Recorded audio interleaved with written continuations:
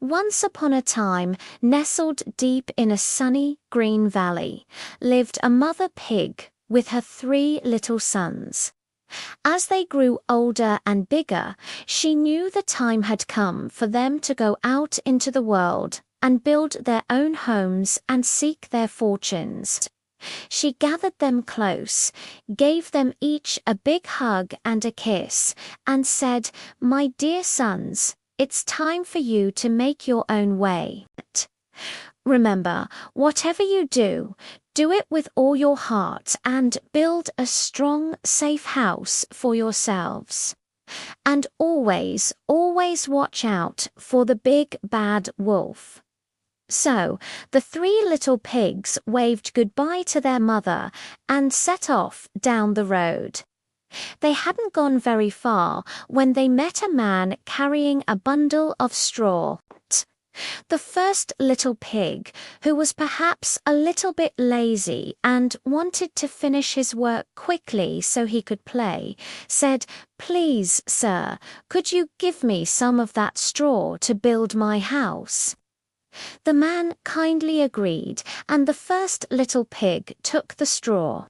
He found a nice spot by the side of the road, and in no time at all he had built a little house of straw. He was very pleased with himself, thinking, "How clever I am. Now I can sing and dance the rest of the day away." The other 2 pigs continued on their journey. Soon they met a man with a cart full of sticks. The second little pig, who was also in a bit of a hurry, thought sticks were much stronger than straw. He asked the man, "Excuse me, could I have some of those sticks to build my house?" The man gave him a large bundle of sticks. The second little pig found a clearing in the woods and built his house of sticks. It took a little longer than the straw house, but he was still finished pretty quickly. He admired his work and said, "This house is much stronger. The wolf will never get me in here." Then he went off to find his brother to play. Now, the third little pig was the most patient and hard-working of the 3. He walked on alone, thinking carefully about his mother's words. He knew that a house needed to be very strong to be safe. Before long, he came across a man with a wagon loaded with heavy red bricks. "This is perfect," he thought. He went up to the man and politely asked, "Sir, would you be so kind as to sell me some of those bricks so I can build a strong house?" The man agreed, and the third little pig began his work. He found a lovely little hill with a great view. He mixed the mortar, he laid each brick carefully, one by one. It was hard work and took a very long time. He didn't sing or dance. He just worked and worked until his house of bricks was finally finished, complete with a sturdy oak door and a big fireplace with a chimney. He looked at his solid little house and felt very safe and proud. The next day, as the first little pig was happily playing his flute inside his straw house, he heard a knock at the door. He peeked out the window and saw a big, hairy wolf with very sharp teeth. It was the big, bad wolf. The wolf growled in a low voice, little pig, let me come in." The terrified little pig squealed, "No, no, not by the hair of my chinny chin chin." The wolf smirked and said, "Then I'll huff and I'll puff, and I'll blow your house in it." And so he huffed and he puffed, and with one mighty breath he blew the little straw house all to pieces. The first little pig ran as fast as his little legs could carry him, all the way to his brother's house of sticks. He burst through the door, shouting, "The wolf is coming! The wolf is coming!" The second little pig quickly barred the door. A moment later, they heard that same menacing knock. Little pigs, let me come in. The wolf called out, "No, no, not by the hair of our chinny chin chins." They both cried.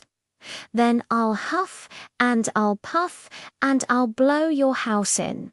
The wolf roared. He huffed and he puffed and he huffed and he puffed. The stick house shuddered and shook, and then, with a great crash, it tumbled down. The two little pigs, now twice as scared, scrambled out of the wreckage and ran for their lives toward their brother's brick house. They pounded on the sturdy oak door, and their wise brother let them in, locking the door securely behind them. They were all trembling as they heard the wolf arrive outside. Little pigs, let me in." He snarled, angrier than ever. "Not by the hair of our chinny chin chins," shouted the three pigs together. "Then I'll huff, and I'll puff, and I'll blow your house down," bellowed the wolf. He huffed and he puffed, he puffed and he huffed and puffed until he was blue in the face, but the brick house didn't even quiver. Not a single brick moved. The wolf was furious and exhausted, but he wasn't ready to give up. He looked up and saw the chimney. "Aha," he thought, "I'll climb up the roof and slide down the chimney to get them."